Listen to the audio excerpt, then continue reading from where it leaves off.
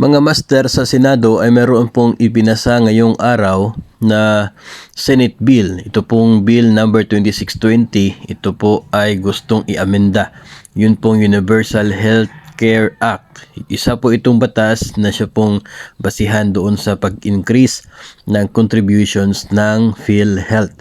And isa nga po mga master sa gusto pong amendahan ng mga senador ay yun pong provision tungkol sa rate ng PhilHealth contribution. So ito po ay galing sa subcommittee ng Senado.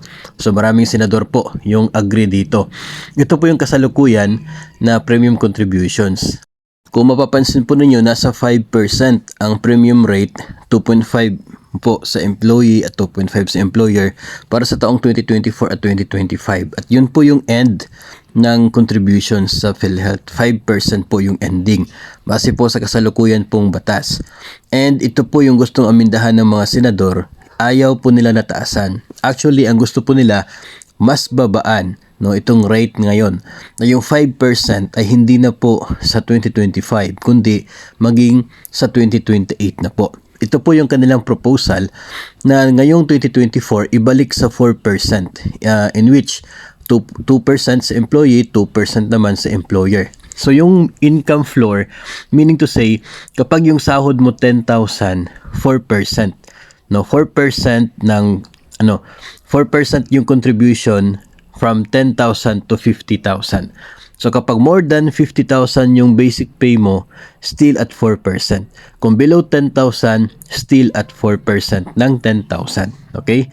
10,000, 4%. 4% ng 50,000 sa maximum.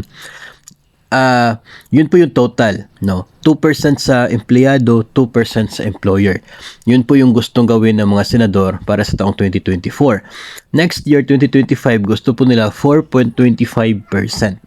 Yung dati po sa batas, 0.5% yung increase sa total premiums. Ngayon, 0.25 na lang. So, ibig sabihin nito, kung maging batas ito by next year, 2.125% yung sa atin, tapos 2.125% naman sa ating employer. 2026, maging 4.5%, hahatiin pa rin. 2.25 sa atin, 2.25 naman sa ating employer.